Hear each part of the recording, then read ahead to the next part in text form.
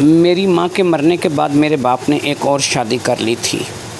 میرا باپ اس وقت تقریباً 50 برس کا رہا ہوگا جب اس نے یہ شادی کی تھی، لیکن یہ شادی اس نے جس لڑکی سے کی تھی یہ لڑکی صرف 25 سال کی تھی۔ ایک 25 سال کی لڑکی مجھ 30 سال کے مرد کی ماں بن کر کے آ گئی تھی، اور یہ شادی میرے باپ نے صرف اس لیے کی تھی کہ وہ لڑکی میرے باپ کے دوست کی بیٹی تھی اور مجبور تھی۔ وہ نہ تو جہیز دے سکتے تھے اور نہ ہی وہ اس قابل تھے کہ وہ اس کی شادی کہیں کر سکتے تھے۔ ایسے میں غربت کا دور تھا اور غربت ماحول میں میرے باپ نے یہ شادی جو ہے وہ کر لی تھی۔ اگر میرا باپ چاہتا تو میری شادی بھی کرا سکتا تھا اور پھر اسے اپنی بہو بنا کر کے گھر میں بھی لے کے آ سکتا تھا، لیکن اس نے ایسا نہیں کیا تھا۔ اس نے خود شادی کرنا پسند کیا تھا، اور اس طریقے سے نازیہ جو کہ 25 سال کی تھی میری ماں بن کر کے میرے گھر آ گئی تھی۔ شادی کے 1 سال کے اندر ہی میرا باپ کالے یرقان کا شکار ہو کر کے دنیا سے چلا گیا۔ اسے ہیپاٹائٹس سی کا ایسا وار ہوا تھا کہ اسے زیادہ جینے کی مہلت نہیں ملی تھی، اور 1 سال کے اندر ہی وہ اس دنیا سے چلا گیا۔ اب اس گھر میں صرف 2 لوگ رہ گئے تھے، ایک میں اور ایک میری سوتیلی ماں۔ میں اسے سوتیلی ماں کیسے کہتا، یقین کریں کہ مجھے اسے اپنی سوتیلی ماں کہتے ہوئے بھی شرم آتی تھی۔ جو لوگ میرے باپ کی تعزیت کرنے آئے تھے یا لوگ اس کے میت میں شامل ہوئے تھے وہ بھی حیرت سے دیکھ رہے تھے کہ میری سوتیلی ماں مجھ سے چھوٹی دکھائی دے رہی تھی۔ میں اچھا خاصا جوان اور کڑیل آدمی تھا، لیکن اس میرے مقابلے میں میری ماں جو ہے وہ ایک نوجوان لڑکی دکھائی دیتی تھی، اور وہ ابھی تھی بھی نوجوان لڑکی۔ 24-25 سال عمر ہی کیا ہوتی ہے، اس لیے لوگوں نے چپکے ہی صحیح لیکن کافی ساری باتیں بنائی تھیں۔ میرے باپ کے مرنے کے بعد ابھی میری ماں کی عدت یعنی کہ میری سوتیلی ماں کی عدت باقی تھی کہ مجھے بیرون ملک سے بلاوا آ گیا۔ میں نے ایک اپلائی کر رکھی تھی کہ اس اپلائی کی شکل میں مجھے جواب آیا تھا، اور مجھے جو ہے باقاعدہ نوکری بھی مل گئی تھی اور وہاں کے لیے رہائش بھی مل گئی تھی۔ میں وہاں پر چلا گیا اور میری سوتیلی ماں صرف گھر میں اکیلی رہ گئی۔ ایسا نہیں تھا کہ اسے کسی چیز کی کمی تھی۔ میرا باپ ایک ریٹائر افسر تھا، اور ریٹائر افسر ہونے کے ناطے اس کی ایک معقول پینشن آتی تھی۔ مکان اپنا تھا، اور 1 منزل نہیں بلکہ 4 منزلوں پر محیط تھا، یعنی 3 منزلیں کرائے پہ لگی ہوئی تھیں، اور 1 منزل میں صرف میری ماں اکیلے رہتی تھی۔ پھر نیچے 4 دکانیں تھیں جن کا کرایہ الگ سے آتا تھا۔ 4 دکانوں کا کرایہ، 3 حصے مکان کا کرایہ، اور میرے باپ کی پینشن، اتنی رقم بنتی تھی کہ میری ماں عیاشی سے اپنی باقی کی زندگی کو گزار سکتی تھی۔ ایسے میں ظاہری بات ہے کہ میں باہر کے ملک چلا گیا تھا، میرے خرچے اخراجات بھی سارے ختم ہو گئے تھے، اور میں بھی اب گھر میں نہیں رہتا تھا۔ یہاں پر آیا تو یہاں پر اس ملک میں مجھے بڑی عجیب و غریب چیزوں کا سامنا کرنا پڑا کہ جن چیزوں کا کبھی میں نے تصور بھی نہیں کیا تھا۔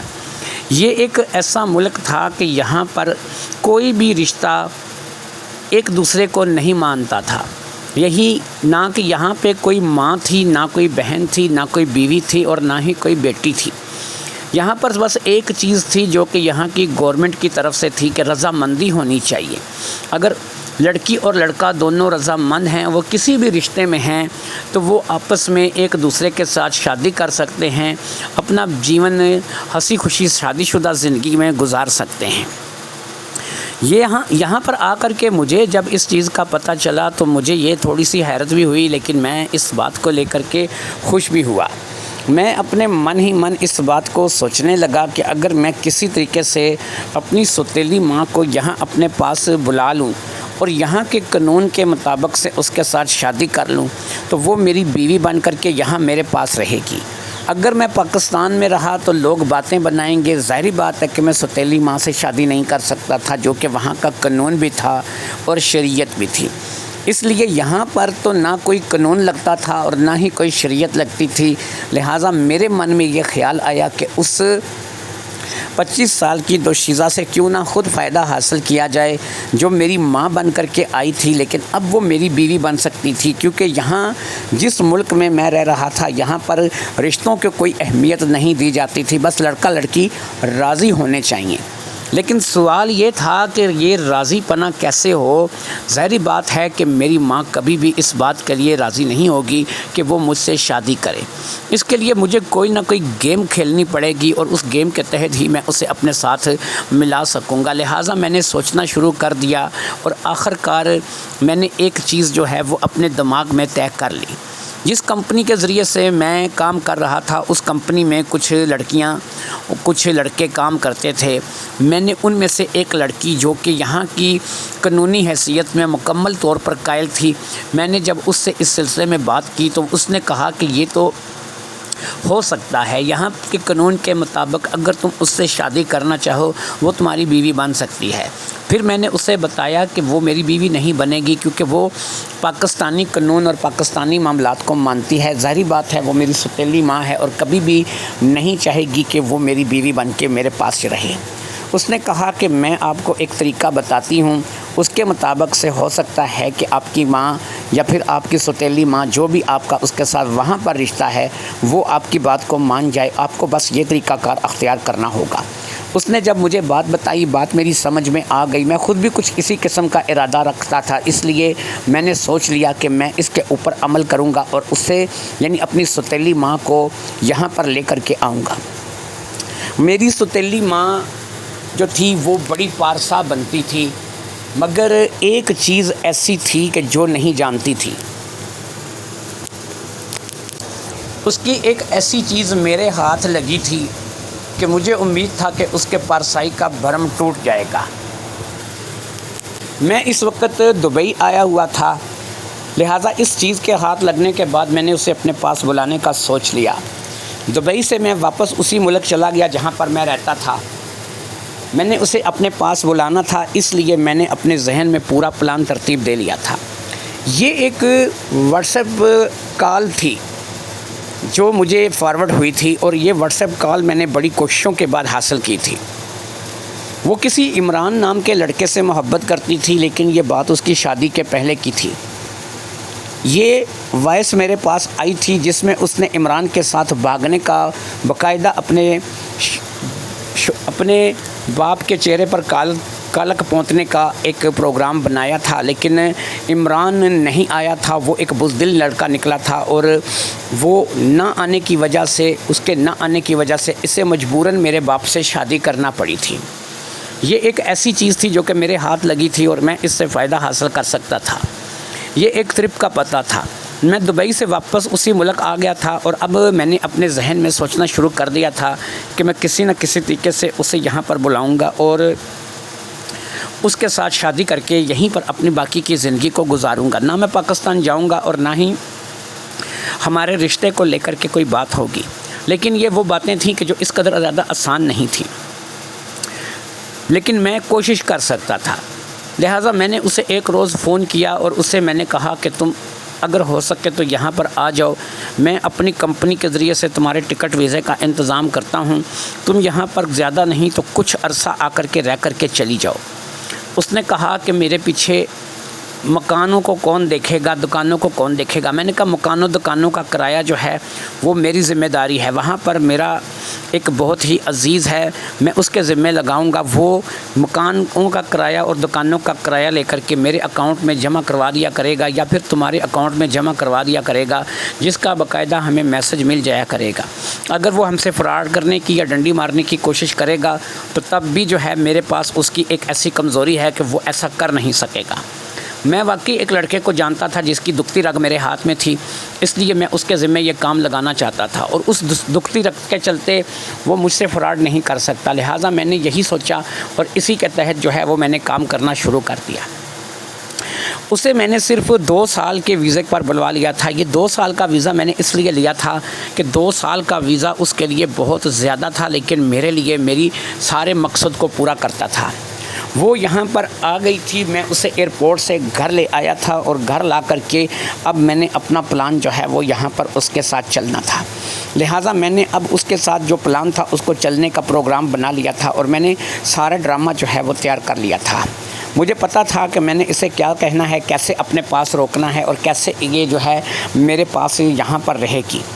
لہٰذا میں نے اب اس کے ساتھ سارا ڈرامہ جو رچنا تھا وہ ڈرامہ رچنے کا سوچ لیا تھا۔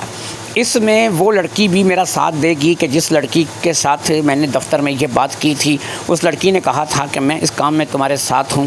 اس کام کے لیے میں نے اس لڑکی کے ساتھ یہ وعدہ کیا تھا کہ میں اس لڑکی کو باقاعدہ پیسے دوں گا، اور اس لڑکی کو ایک معقول رقم پر میں نے اس بات کے لیے راضی کر لیا تھا۔ اب جب وہ پہلی رات یعنی نازیہ جو کہ میری سوتیلی ماں تھی وہ میرے پاس آئی تو میرا ڈرامہ شروع ہوا۔ میں نے رات کے کھانے کے بعد اسے جو ہے ایک جگہ پر بٹھایا اور میں نے کہا کہ دیکھو ایسا ہے کہ تم عمر میں مجھ سے چھوٹی ہی صحیح لیکن رشتہ تمہارا مجھ سے بڑا ہے۔ میں تم سے ایک ایسی بات کرنے جا رہا ہوں کہ جس بات کو سن کر کے تم یقیناً جو ہے وہ میرا ساتھ دینے کی کوشش کرو گی اور تم ہو سکتا ہے کہ میرا ساتھ دو۔ اس نے کہا ایسی کون سی بات ہے کہ جس کے لیے آپ نے مجھے پھر بلایا ہے، کیونکہ میں اب سمجھتی ہوں کہ آپ کے یہاں پہ بلانے کا مقصد یہی ساتھ ہے، آپ کس قسم کی بات میں میرا ساتھ چاہتے ہیں۔ میں نے کہا دیکھو میں تمہیں جو بات بتانے جا رہا ہوں یہ بات بڑی عجیب ہے۔ یہاں اس ملک میں بہت بڑی لاٹری کا دھندا ہوتا ہے اور یہاں پر باقاعدہ جو ہے لوگ اپنی قسمت آزماتے ہیں۔ میں نے بھی اپنی قسمت آزمائی اور یہاں کے مطابق سے میری 1 کروڑ روپے کی لاٹری لگی، جو کہ پاکستانی روپوں میں کم از کم 25 کروڑ روپے بنتے ہیں۔ جی ہاں 25 کروڑ روپے بنتے ہیں۔ اگر انسان ساری زندگی پاکستان میں بیٹھ کے کماتا رہے کھاتا رہے تو اتنی رقم جمع نہیں کر سکتا۔ کسی کی پوری زندگی کی کمائی ہو سکتا ہے کہ اتنی 25 کروڑ روپے نہ ہو۔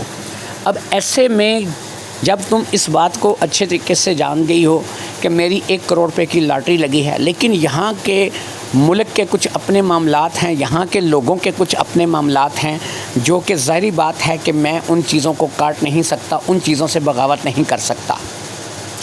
اس ملک کا اپنا ایک قانون ہے اور اس قانون کے تحت مجھے چلنا پڑے گا۔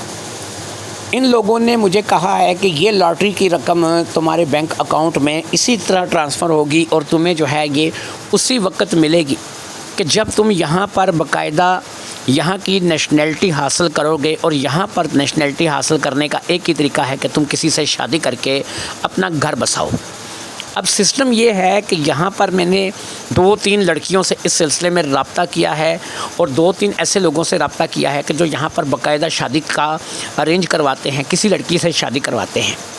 جب میں نے ان لوگوں سے اس بارے میں رابطہ کیا ہے تو ان لوگوں نے مجھے ایک ہی بات بتائی ہے کہ ٹھیک ہے یہاں پر تمہاری شادی ہو جائے گی، تمہیں نیشنلٹی لے کے دے دی جائے گی، زیادہ سے زیادہ شادی کرنے کے 1 سال کے اندر اندر یہ گورنمنٹ بندے کو یہاں پر پکا کر دیتی ہے اور یہاں کی نیشنلٹی دے دیتی ہے۔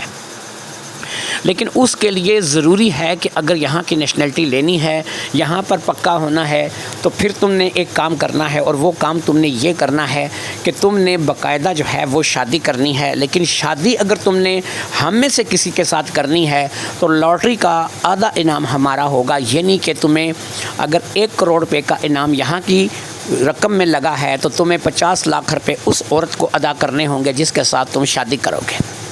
یعنی 50 لاکھ روپے اس کو دے دوں جو کہ پاکستانی 12.5 کروڑ روپے بنتے ہیں، اور 50 لاکھ روپے اپنے پاس رکھوں جو کہ پاکستانی 12.5 کروڑ روپے بنتے ہیں۔ اس کا مطلب یہ ہے کہ ایک ہی جھٹکے میں، ایک ہی پھٹکے میں سیدھا 12.5 کروڑ روپے کا نقصان۔ ایسے میں نے ان لوگوں کو سوچنے کی مہلت مانگی اور ان لوگوں کو کہا کہ میں سوچ کر کے تم لوگوں کو جواب دوں گا، اور پھر میں نے ظاہری بات ہے کہ اس معاملے میں سوچنا شروع کر دیا۔ جب میں نے اس معاملے میں سوچا تو میں اس نتیجے پر پہنچا کہ 12.5 کروڑ کی بہت بڑی رقم ہوتی ہے۔ اگر یہی میں پاکستان میں ہوں تو میری ساری زندگی اس رقم کے ساتھ گزر سکتی ہے اور میں عیاشی کے ساتھ اپنی زندگی گزار سکتا ہوں۔ اس بات کو سن کر میری سوتیلی ماں نازیہ نے کہا کہ ہاں یہ بات تو واقعی درست ہے، 12.5 کروڑ پہ چھوٹی رقم نہیں ہوتی۔ اب میں نے کہا آگے سنو۔ اب آگے یہ ہے کہ میں اتنی بڑی رقم ان لوگوں کو دے نہیں سکتا تھا۔ پھر میں نے یہاں کے 2-4 لوگوں سے رابطہ کیا کہ جو گورنمنٹ سے متعلق تھے، جو یہاں کی کچہری سے متعلق تھے، یہاں کے معاملات کو اچھے طریقے سے سمجھتے تھے۔ ان لوگوں نے مجھے بتایا کہ یار اس میں مسئلہ کیا ہے کہ تم جو ہے وہ شادی یہاں کی لڑکی سے کرنے کی بجائے اگر اس کام کے لیے تم پاکستان سے کسی سے شادی کر لو یا کسی اور ملک سے شادی کر کے کوئی اپنی مرضی کی لڑکی لے آؤ تو اس گورنمنٹ کو تب بھی اعتراض نہیں ہوگا، تمہارے کاغذات جمع ہو جائیں گے، تمہارا یہاں پر نکاح ہو جائے گا، تمہارا کورٹ میرج رجسٹریشن ہو جائے گی، اور اس کے بعد جب کورٹ میرج رجسٹریشن ہو جائے گی تو اس میں یہی ہے کہ تم لوگ جو ہے وہ باقاعدہ میاں بیوی کی حیثیت سے جو ہے وہ یہاں پر رہ سکو گے، اور پھر وہ جو لڑکی تم نے شادی کر کے اپنے ساتھ ملائی ہوگی، جو تم نے جس سے شادی کی ہوگی، جسے اپنی بیوی بنایا ہوگا، ظاہری بات ہے کہ وہ تمہاری اپنی من مرضی کی بیوی ہوگی، نہ کہ یہاں کی گورنمنٹ سے متعلق، نہ یہاں کی کوئی شہری ہوگی۔ اس لیے وہ لڑکی تم سے کسی پیسے کا مطالبہ نہیں کرے گی۔ وہ کورٹ میرج میں جب تم اپنے کاغذات رجسٹرڈ کراؤ گے، اپنا نکاح نامہ وغیرہ بنا سب کچھ وہاں پہ دو گے، وہیں پر تمہارا ساری لکھت بڑھت ہو جائے گی، اور اس میں وہ لڑکی صرف اتنا ہی کہے گی کہ مجھے کسی چیز سے سروکار نہیں ہے، جو کچھ بھی ہے میرے شوہر کا ہے۔ تو وہاں پر گورنمنٹ زبردستی نہیں کر سکتی۔ گورنمنٹ اس شکل میں جو ہے وہ لڑکی کو ادا دے گی کہ جب تم یہاں کی کسی لڑکی کے ساتھ شادی کرتے ہو۔ اس بات کے بعد میرے ذہن میں یہ بات چلنے لگی کہ کون ایسی لڑکی ہو سکتی ہے کہ جس کے اوپر میں اس قدر اعتماد کروں، کیونکہ میں نے ایک چیز سوچی ہے۔ میں نے یہ سوچا ہے کہ شادی تو صرف اس لیے کرنی ہے کہ ان لوگوں کو دکھانا ہے کہ ہم لوگوں نے شادی کی، یا میں نے کسی لڑکی کے ساتھ شادی کی۔ پھر اس بات کو لے کر کے میرے ذہن میں تمہارا خیال آیا۔ میں نے اتنی بات کی کہ وہ ایک دم سے اٹھ کر کھڑی ہو گئی۔ اس نے کہا کہ کیا مطلب؟ میرا خیال آیا کہ کیا تم مجھ سے شادی کرنا چاہتے ہو؟ میں نے کہا سنو، بات کو پوری ہونے دو، پھر تمہیں پتہ لگے گا کہ بات کی حقیقت کیا ہے۔ بیٹھ جاؤ، میں تم سے شادی نہیں کرنا چاہتا، لیکن جو تمہیں سمجھا رہا ہوں اس کے اوپر عمل کرو۔ وہ ایک دفعہ پھر بیٹھ کے، ظاہری بات ہے کہ اسے اپنی شادی میرے ساتھ سن کر برا لگا تھا، رشتے میں ہی صحیح، لیکن میں اس کا سوتیلا بیٹا تھا، لیکن اسے اس بات کا اندازہ نہیں تھا کہ میں کیا کرنے جا رہا ہوں۔ لہٰذا میں نے اس سے کہا کہ اب میری بات کو غور سے سنو، جو بات میں تمہیں کہنے جا رہا ہوں اس پہ غصہ نہیں کرنا، اٹھنا نہیں، بات کو پوری ہونے دینا، اور اگر بات پوری ہو جائے تو اس کے بعد سوچنا کہ کیا کرنا ہے۔ ایسا ہے کہ ہم یہاں پہ کورٹ میرج کے لیے جائیں گے، وہاں پر جا کر کے ہم سارے کاغذات پہ اپنے دستخط انگوٹھے لگا کے یہاں پر اپنی ساری کاغذی کارروائی کو کلیئر کریں گے۔ جب یہ ساری کاغذی کارروائی مکمل ہو جائے گی، یہاں کی گورنمنٹ کی نظر میں ہم اپنا نکاح نامہ، اپنے کورٹ میرج کا، اور یہاں پر نیشنلٹی کے لیے جو کاغذات ہیں ان کو وہاں پر ہم عدالت میں رجسٹرڈ کرا دیں گے۔ اس کے بعد ہم لوگ عدالت کی نظر میں، یہاں کی قانون کی نظر میں، یہاں کے لوگوں کی نظر میں ایک دوسرے کے ساتھ میاں بیوی کی حیثیت سے ہوں گے کہ ہمارا نکاح ہوا ہے یہاں کے قانون کے مطابق۔ اس کے بعد میں تمہیں لے کر کے یہاں گھر واپس آ جاؤں گا۔ یہ گھر ہے، چار دیواری ہے۔ اس گھر کے اندر کیا ہوتا ہے، ہم لوگ کیسے رہ رہے ہیں، ہم لوگوں کے درمیان رشتہ کیا ہے، ہم لوگوں کے درمیان بات چیت کیا ہے، باہر کے لوگوں کو تھوڑا ہی پتہ لگے گا۔ جب اتنا عرصہ گزر جائے گا کہ وہ لوگ ہمیں یہاں کے کاغذات کے مطابق سے یہاں کی نیشنلٹی دے دیں گے، اور اس کے بعد نیشنلٹی ملنے کے بعد تم بھی یہاں پر پکی ہو جاؤ گی، میں بھی یہاں پہ پکا ہو جاؤں گا، تو ہم لوگ اس کے بعد چاہیں تو پاکستان چلے جائیں، چاہے تو یہیں پر رہیں، یہ رقم بھی ہمیں مل جائے گی، ہمارے اکاؤنٹ میں منتقل ہو جائے گی۔ ساری زندگی عیاشی، ساری زندگی موج اور مستی سے گزار دیں گے۔ اس نے کہا کہ چلو ٹھیک ہے، لیکن تمہارا کہنے کا مقصد یہ ہے کہ ہمیں یہاں کے گورنمنٹ کے مطابق سے کورٹ میرج کرنی ہوگی۔ کورٹ میرج کے بعد تو یہاں کے رسول کے مطابق ہم دونوں میاں بیوی ہوں گے۔ میں نے کہا ہاں ہوں گے، لیکن دکھانے کے لیے ہوں گے۔ میاں بیوی تو تب بنیں گے کہ جب میں تمہارے پاس آؤں یا تم میرے پاس آؤ۔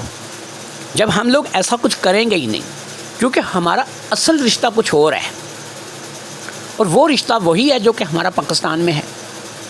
تم جانتی ہو کہ تم میری سوتیلی ماں ہو، میں جانتا ہوں کہ میں تمہارا سوتیلا بیٹا ہوں، لیکن یہاں پر کوئی بھی نہیں جانتا کہ تم میری سوتیلی ماں ہو اور میں تمہارا سوتیلا بیٹا ہوں۔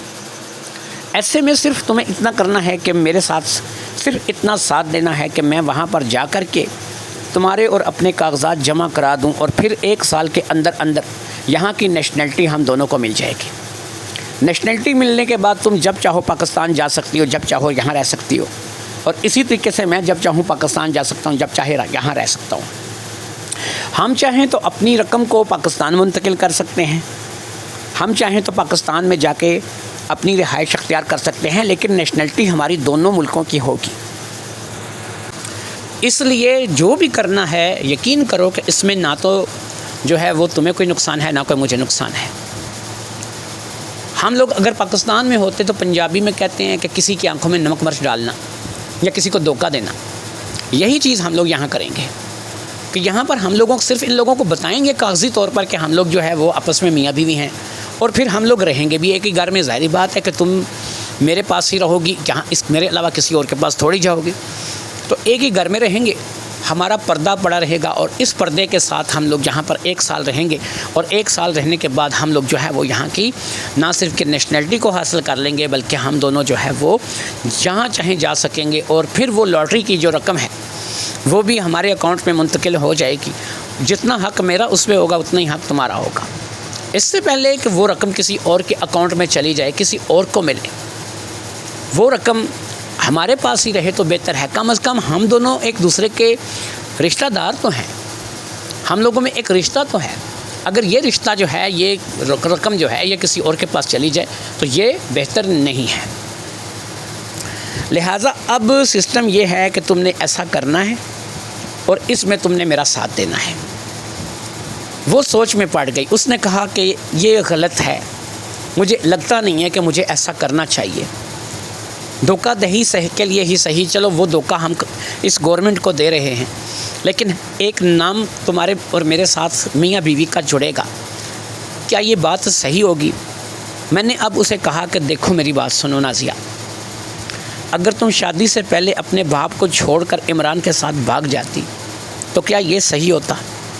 اس نے کہا تمہیں عمران کے بارے میں کیسے پتہ؟ میں نے کہا تمہاری اور عمران کی میرے پاس باقاعدہ ایک کال ہے جس میں تم نے اسے یہ کہا ہے کہ تم اپنے باپ کو چھوڑ کر کے اس کے ساتھ بھاگ نہیں چاہتی ہو، لیکن تمہارا باپ میرے باپ کے ساتھ تمہارا رشتہ دینے پہ تلا ہوا تھا، اور تم ظاہری بات ہے کہ ایک بوڑھے سے شادی کرنے کے لیے آمادہ نہیں تھی۔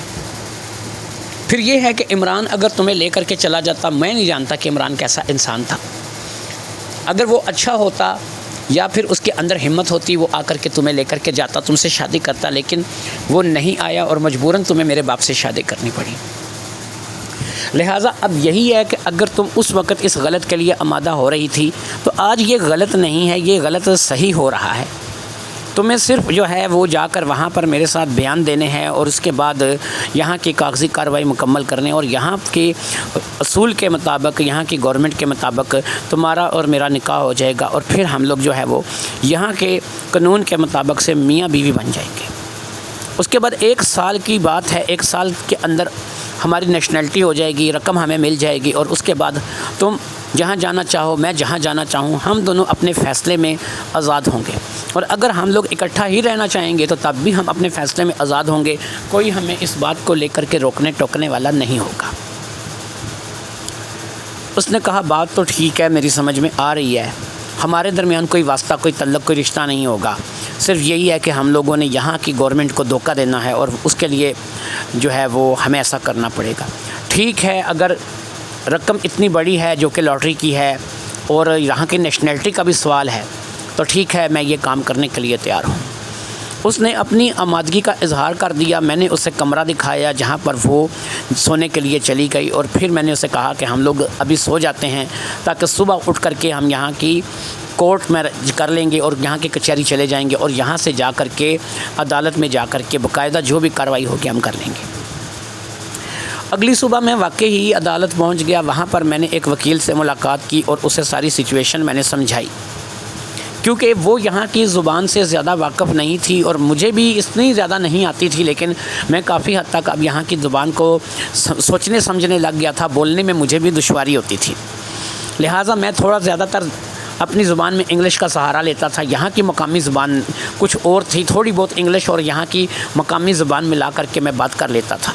وکیل کو میں نے اپنا مدعا سمجھایا، جو کہ ظاہری بات ہے کہ وہ یہاں کا وکیل تھا اور یہاں کے قانون کے مطابق ہی چلتا تھا، لہٰذا اس نے میری اور میری سوتیلی ماں کی شادی کی تیاریاں شروع کر دیں، اور پھر میری اور میری سوتیلی ماں کی شادی کے لیے جو جو کاغذات تھے، جہاں جہاں پر بھی دستخط سائن کرنے تھے، انگوٹھے لگانے تھے، وہ ساری کارروائی جو ہے وہ مکمل ہونے لگی۔ جب یہ ساری کارروائی مکمل ہو گئی اور میں نے دیکھا کہ میرا اس کا نکاح ہو گیا ہے، تو اب میں نے اس عورت کو جس کو میں نے اپنے دفتر سے اپنے ساتھ شامل کیا تھا اسے کال کر دی. وہ بھی باقاعدہ ایک سفید رنگ کا لباس اور اس کے اوپر کالا کوٹ پہن کر کے باقاعدہ عدالت میں پہنچ گئی. وہ ایک ایسی جگہ پر آ کر کے بیٹھ گئی جہاں پر سمجھو کہ وہ ہمارا انتظار کر رہی تھی. یہ دفتر اس کے کسی الیک سلیک والے کا تھا، لیکن وہ یہاں پر اکیلی بیٹھے ہمارا انتظار کر رہی تھی، کیونکہ جس شخص نے اس دفتر میں ہونا تھا، جو اصل اس دفتر کا مالک تھا، وہ آج نہیں آیا تھا. اس کے چپڑاسی کو یا پھر منشی کو، جو بھی وہاں پر اس کی غیر حاضری میں موجود تھا، کیونکہ وہ اسے جانتا تھا، اس نے اسے وہاں سے کچھ پیسے دے کر کے چلتا کر دیا تھا اور خود وکیل بن کر کے اس دفتر میں بیٹھ گئی تھی. یہ نکاح کرنے کے بعد میں جو ہے وہ اپنی بیگم کو لے کر کے، یعنی کہ نازیہ کو لے کر کے اب وہاں چلا گیا، یعنی کہ اس دفتر میں چلا گیا جہاں پر اگلی کارروائی ہونی تھی. اب اس نے ہم دونوں کو سامنے بٹھایا. کمال کی بات یہ تھی کہ یہ عورت اردو بول سکتی تھی اور اسے اردو بولنا اچھے طریقے سے آتا تھا. اس نے کیا کیا کہ مجھے باہر جانے کے لیے کہا اور نازیہ کو اپنے سامنے بٹھا لیا. نازیہ جو کہ میری سوتیلی ماں اور اب میری بیوی بن چکی تھی، وہ اس کے سامنے بیٹھ گئی. مجھے پتا تھا کہ وہ نازیہ کو کیا کہے گی، کیا کہنا چاہ رہی ہے، اور اس نے نازیہ کی ذہنی گرومنگ کرنی تھی. وہ نازیہ سے کیا بات کرنا چاہ رہی تھی، سب کچھ میرے علم میں تھا. میں باقاعدہ جو ہے وہ اس بات کو سن بھی رہا تھا. جس دیوار کے ساتھ میں بیٹھا تھا، اس دیوار کے ساتھ بالکل دروازہ تھا اور وہ دروازہ اسی دفتر کا تھا. اندر سے ہلکی ہلکی ہی صحیح، لیکن مجھے اس کی آواز آ رہی تھی اور میں واضح طور پر اس کی آواز کو سن رہا تھا.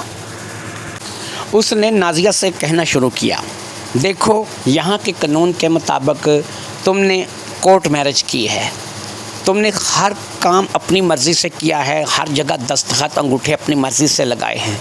یعنی اس شادی میں تمہارے اوپر کوئی دباؤ نہیں ہے، تم اپنی مرضی سے اس شادی کو کر رہی ہو اور تم نے اپنی مرضی سے ہی عرفان کو اپنے دلہے کے روپ میں قبول کیا ہے. اب سنو جو بات میں تمہیں کرنا چاہ رہی ہوں، جس بات کے لیے میں نے تمہیں یہاں پر بلایا ہے، اور تمہیں جو ہے اس بات کو جاننا ضروری ہے. یہ بات شاید تمہارے شوہر عرفان کے علم میں بھی نہیں ہے کہ جو بھی یہاں پر کورٹ میرج کرتا ہے، خاص طور پر اگر اس کا تعلق کسی دوسرے ملک سے ہو، تو یہاں پر کورٹ میرج کے بعد اسے اسی دفتر میں بٹھا کر کے میری ڈیوٹی ہے، میری ذمہ داری ہے کہ اسے اس کی اگلی ڈیوٹی، اگلی ذمہ داری سمجھاؤں. اگر وہ اپنی اگلی ڈیوٹی، اگلی ذمہ داری کو سمجھ لے تو جی بسم اللہ، یعنی کہ اچھا، اور اگر نہ سمجھے تو پھر سمجھو کہ اس کی اپنی زندگی جو ہے وہ خراب ہو جائے گی. نازیہ نے کہا، آپ کہیں بات کیا کہنا چاہتی ہیں، میں آپ کی بات سن رہی ہوں. اس نے کہا، سنو، تم نے جیسے کہ عرفان سے اپنی مرضی سے شادی کی ہے، 3 مہینے بعد عدالت یہاں سے ایک لیڈی ڈاکٹروں کی ٹیم بھیجے گی. ایک ٹیم لیڈی ڈاکٹرز کی 3 مہینے بعد تم لوگوں کے گھر جائے گی. وہاں پر جا کر وہ باقاعدہ تمہارا ٹیسٹ کریں گے.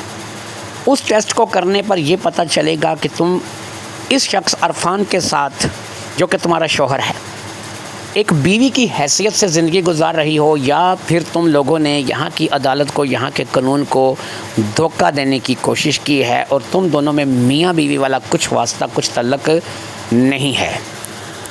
اگر ڈاکٹروں کی، لیڈی ڈاکٹرز کی چیکنگ میں یہ بات ثابت ہو گئی کہ تم ایک ایسا جیون نہیں گزار رہی ہو کہ جو شادی شدہ جیون ہے، تو کیا ہوگا کہ تمہارے خلاف مقدمہ ہوگا. تمہیں باقاعدہ پھر عدالت کے سامنے پیش ہونا پڑے گا، نہ صرف کہ تمہیں بلکہ تمہارے شوہر کو بھی، اور دونوں کو یہ بتانا پڑے گا کہ 3 مہینے تم دونوں کی شادی کو ہو گئے ہیں اور تم دونوں کے درمیان کوئی جسمانی تعلق کیوں نہیں. جب عدالت کو اس بات کی کلئی کھلے گی، عدالت دیکھے گی کہ تم لوگوں کا کس قدر قصور ہے. 3 کاموں میں سے کوئی ایک کام ہو سکتا ہے. ایک، تم لوگوں کو تمہارے ملک ڈیپورٹ کر دیا جائے اور تمام سہولتیں تم لوگوں سے واپس لے لی جائیں. دوسرا، تم لوگوں کو جیل بھیج دیا جائے اور اس جرم کی سزا دی جائے. تیسرا، تم لوگوں کو جو ہے وہ اس سے بھی کوئی کڑی سزا جو ہے، یہاں پر ایک جزیرہ ہے جہاں پر ایسا دھوکہ دینے والے لوگوں کو چھوڑ دیا جاتا ہے. وہاں پر نہ پانی ہے نہ روٹی ہے، ان کو وہاں پر تڑپ تڑپ کر مرنے کے لیے چھوڑ دیا جاتا ہے اور وہاں سے لوگ اس کو چھوڑ کر کے واپس آ جاتے ہیں. تو ان تینوں میں سے کوئی سزا بھی تمہیں دی جا سکتی ہے.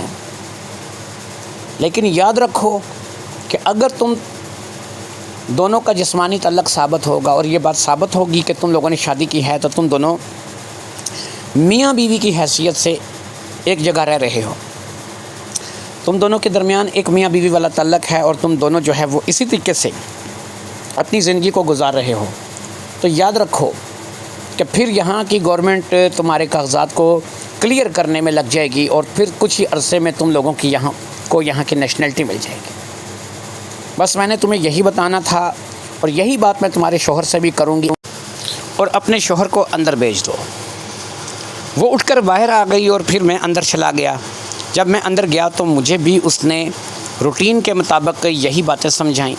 اسے بھی میں نے اسی کرسی پر بٹھایا تھا جس کرسی پر بیٹھا ہوا میں بھی اندر کی باتیں سن رہا تھا، اور میں کوشش کر رہا تھا کہ اندر کی باتیں ساری وہ بھی سن لے، لہٰذا اندر کی باتیں شاید وہ بھی سن رہی تھی، اور ساری باتیں کیونکہ وہ وکیل جسے میں نے خام حق کا وکیل بنا کر کے یہاں پر بٹھا دیا تھا، اس نے ساری باتیں مجھ سے اردو میں ہی کی تھیں اور مجھے سمجھایا تھا کہ مجھے اس کے ساتھ میاں اور بیوی کی طرح رہنا ہے، اور ہمارے درمیان اگر تعلق قائم نہ ہوا تو ہم لوگوں کو 3 سزاؤں میں سے کوئی بھی دی جا سکتی ہے۔ یہاں سے ڈیپورٹ کیا جا سکتا، سب کچھ چھین لیا جائے گا، نمبر 2 ہم لوگوں کو جیل میں ڈالا جا سکتا ہے، اور نمبر 3 ہمیں کسی ایسے ویران جزیرے پر پھینکایا جائے گا جہاں پر ہم ایڑیاں رگڑ رگڑ کر کے مر جائیں گے، نہ ہمیں پانی پینے کے لیے ملے گا اور نہ کھانے کے لیے کچھ ملے گا۔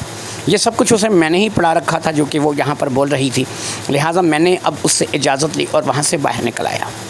باہر آ کر کے جب میں نے دیکھا تو اس وقت نازیہ کے چہرے پر 12 بج رہے تھے، اس کا موڈ بہت زیادہ خراب تھا۔ ہم لوگ وہاں سے کچہری سے نکل آئے، قریب دوپہر کا ٹائم تھا، اور پھر ہم لوگوں نے گھر کا رخ کیا۔ گھر آ کر کے میں تو ایسے نڈال سا ہو کر کے گر پڑا اور اپنا سر پکڑ کر کے بیٹھ گیا، اور یہی جو صورتحال ہے وہ بھی اس کی دکھائی دے رہی تھی۔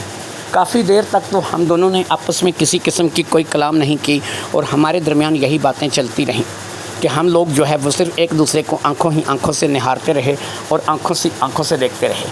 آخرکار وہ رہ نہ سکی اور بول پڑی۔ اس نے کہا کہ عرفان اب کیا ہوگا؟ میں نے کہا کیوں، کیا بات ہے، کس بات کو لے کر کے پوچھ رہی ہو؟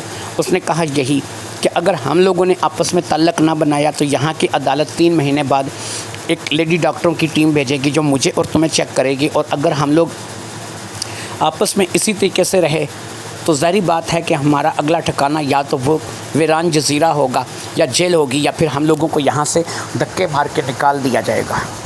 میں نے کہا چلو یہ ہے کہ اگر یہاں سے نکال دیا جائے تو پھر بھی کچھ نہیں، پاکستان میں بھی ہماری اپنی جائیداد ہے، وہاں پر ہم چلے جائیں گے تو اپنا وقت اچھے طریقے سے گزار ہی لیں گے، لیکن باقی 2 سزائیں کہ اگر ہمیں جیل میں ڈال دیا گیا یا پھر اس ویران جزیرے پر چھوڑ دیا گیا، ظاہری بات ہے کہ ہم ان سزاؤں کے حامل نہیں ہو سکتے۔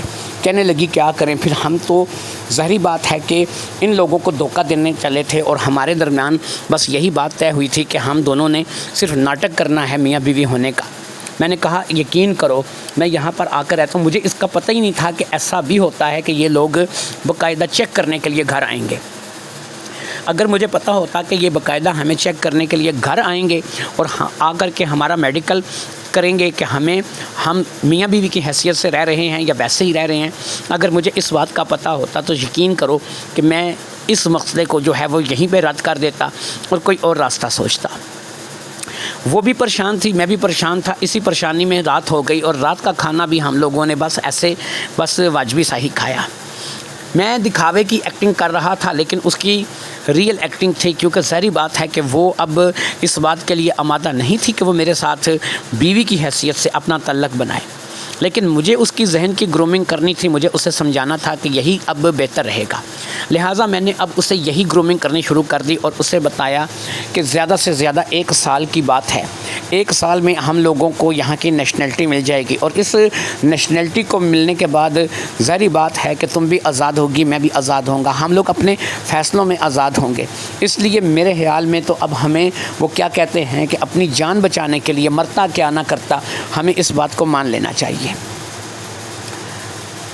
اس نے بھی بادل نخواستہ اس بات کے لیے ہاں کر دی، اور اس نے کہا کہ ہاں مجھے اس کے علاوہ کوئی چارہ لگتا نہیں ہے، اور یہی وہ بات تھی کہ جس کے لیے میں نے اتنے پاپڑ بیلے تھے اور اسے میں یہاں اس ڈھب پر لے کر کے آیا تھا، لہٰذا میں نے اسے منا لیا تھا، اور اس منانے کے بعد ظاہری بات ہے کہ میرے اگلے راستے آسان ہو گئے تھے۔ میں اسے باقاعدہ لے کر کے ایک علیحدہ کمرے میں چلا گیا، میں ابھی بھی ایسا ہی ظاہر کر رہا تھا کہ جیسے سب کچھ ٹوٹے ہوئے دل کے ساتھ کر رہا ہوں۔ میں نے اسے اپنی باہوں میں بھر لیا اور پھر میں اب آہستہ آہستہ اپنے قدم اور آگے بڑھاتا چلا جا رہا تھا۔ وہ بھی ایک نوجوان لڑکی تھی، کب تک اپنے جذبات پر قابو رکھ سکتی تھی؟ ظاہری بات ہے کہ اس کے جذبات بھی اب جو ہے وہ پوری طرح سے ابھر کر سامنے آ رہے تھے، لیکن مسئلہ یہ تھا کہ میں ابھی اس پہ ظاہر نہیں کرنا چاہتا تھا کہ میں راضی خوشی یہ سب کچھ کر رہا ہوں۔ لہٰذا میری ایکٹنگ بھی جاری رہی اور پھر ہم نے ایک دوسرے کو ایک میاں بیوی کی حیثیت سے اپنانا بھی شروع کر دیا۔ ہمارے درمیان قرابت داری بن گئی اور پھر یہ قربت جو ہے وہ ہماری اس رات کو رنگین کرتی چلی گئی۔ صرف ایک ہی مرتبہ کی یہ ایکٹنگ تھی جو کہ میری رہی، اور اس کے بعد تو میں کھل کر کے سامنے آ گیا اور میں نے بھرپور طریقے سے جو ہے وہ اس رات کو انجوائے کیا۔ اگلی صبح ہو گئی اور وہ میری بیوی کی حیثیت سے اب میرے پاس تھی۔ اسے اس چیز کی سمجھ آ چکی تھی کہ کم از کم 1 سال تک تو ہم دونوں کو میاں بیوی کی طرح ناٹک کرنا پڑے گا۔ پھر میں نے اسے ایک بات سمجھانی شروع کر دی کہ یہاں کے قانون کے مطابق اگر ہمیں یہیں پر رہنا ہے، یہاں کی نیشنلٹی لینی ہے، تو یہاں کے قانون کے مطابق ہم ویسے بھی میاں بیوی ہیں، وہ 1 سال تک ہوں یا 10 سال تک ہوں، ہمیں یہاں پر کوئی پوچھنے والا نہیں۔ یہاں پہ ہم نے مکمل کاغذات اپنے کلیئر کر لیے ہیں اور یہاں کے قانون کے مطابق ہم دونوں کورٹ میرج کر چکے ہیں۔ یہ بات میں نے اس کے ذہن میں تھوڑی تھوڑی کر کے بٹھانی شروع کر دی اور اس نے اس بات کو تسلیم کر لیا کہ ہمارا دونوں میں سے کوئی ایک رشتہ باقی رہے گا۔ سوتیلے ماں بیٹے کا رشتہ ختم ہو چکا تھا اسی وقت کہ جب ہماری پہلی قربت ہوئی تھی اور ہم دونوں جو ہے وہ میاں بیوی کی حیثیت سے نزدیک آئے تھے۔ اب تو ایک ہی رشتہ تھا ہمارے درمیان جو چل رہا تھا، اور وہ رشتہ تھا کہ یہاں کے قانون کے مطابق اب ہم دونوں میاں بیوی تھے۔ میں اسے اپنی ڈھب پر لانے میں کامیاب ہو چکا تھا۔ ایک 25 سال کی جوان خوبصورت لڑکی جس کا بھرا بھرا جسم تھا، رنگ روپ بہت ہی پیارا تھا، جو میرے خوابوں میں بستی تھی، جس کے لیے میں نے یہ ساری گیم رچی تھی، جس کے لیے میں نے سارا کھیل کھیلا تھا، اسے میں نے کسی نہ کسی طور پر اپنے آپ کے لیے منا لیا تھا۔ پھر یہ ہے کہ 1 سال اسی طریقے سے ہمارا گزر گیا اور ہم میاں بیوی کی حیثیت سے ہی رہنے کے عادی ہو گئے۔ وہ مجھ سے خرچہ مانگتی، میرے ساتھ بازار جاتی، ہم لوگ ہنستے کھیلتے اپنی زندگی کو گزارنے لگے۔ اس دوران وہ باقاعدہ پریگننٹ ہوئی اور اب وہ ایک بچے کی ماں بننے والی تھی۔ پھر ہماری نیشنلٹی یہاں پر پکی ہو گئی، ہمیں یہاں پہ نیشنلٹی کے کاغذات مل گئے۔ میں نے نیشنلٹی کے کاغذات ملنے پر اسے بتایا کہ یہاں پر ہم لوگ دونوں پکے ہو گئے ہیں اور ہماری نیشنلٹی یہاں کی پکی ہو چکی ہے۔ اس نے بھی اس چیز کو قبول کر لیا، لیکن اس نے ایک لمحے کے لیے بھی مجھے 1 سال پرانی بات نہیں دہرائی کہ اب ہمارے راستے جدا ہیں، کیونکہ اسے پتہ تھا کہ ہم دونوں میاں بیوی کی حیثیت سے ہی رہ رہے ہیں اور اب ہماری جو زندگی ہے وہ میاں بیوی کی حیثیت سے ہی گزرے گی۔ میں اس کے ساتھ خوش تھا، وہ میرے ساتھ خوش تھی، اور اسی طریقے سے ہم دونوں کے معاملات چلتے چلے جا رہے تھے۔ نہ ہم نے پاکستان جانا تھا، نہ ہی ہم لوگوں کو پاکستان کا قانون لگنا تھا، نہ ہی ہم لوگوں پر کوئی شرعی پابندی لگنی تھی۔ ہم اپنی زندگی کو اسی طریقے سے انجوائے کرتے چلے جا رہے تھے۔ پھر ہمارا بیٹا بھی ہو گیا، ہماری اولاد بھی ہو گئی، تو ہمارا رشتہ اور مضبوط ہو گیا۔ آج بھی ہم وہیں پر اسی ملک میں رہ رہے ہیں۔ اپنے بیٹے کو ہم لوگ اچھے طریقے سے پال پوس کر کے بڑا کر رہے ہیں۔ اس کے پیچھے 2 بچے ہمارے اور ہو چکے ہیں، اور اب ہمارے درمیان جو ہے وہ قرابت داری جو ہے وہ ویسی ہی چل رہی ہے کہ جیسے پہلے دن تھے۔ لہٰذا ہم نے اپنی ایک نئی زندگی بنا لی ہے۔ میرے سوتیلی ماں، جہاں میں اس کو اپنی کبھی ماں سمجھنے پر راضی ہی نہیں تھا، اسے میں ایک ایسے ملک میں لے گیا تھا کہ جہاں پر جا کر کے میں نے اسے باقاعدہ سے اپنی بیوی بنا کر کے رکھ لیا تھا۔ دوستو، میں آپ لوگوں کو ایک بات بتاؤں، یہ کہانی تو ختم ہو گئی ہے۔ نایاب سٹوری کارنر کے نام سے چینل ہے، نایاب NAYAB، نایاب سٹوری کارنر، CORNOR کارنر کے نام سے چینل ہے، جس میں ایک جو تصویر لگی ہوئی ہے وہ میں بتا دیتا ہوں، ایک جو ہے حجاب پہنے ہوئے کالے حجاب میں لڑکی ہے۔ تو اس چینل کو زیادہ سے زیادہ سبسکرائب کریں، اور اگر آپ کو ہماری کہانیاں اچھی لگتی ہیں ہمیں لائک کیا کریں، اور یہاں پر بھی جاتے جاتے اس چینل کو سبسکرائب کر لیں تاکہ لیٹسٹ ویڈیو کے نوٹیفیکیشن جو ہے وہ آپ کو ملتے چلیں۔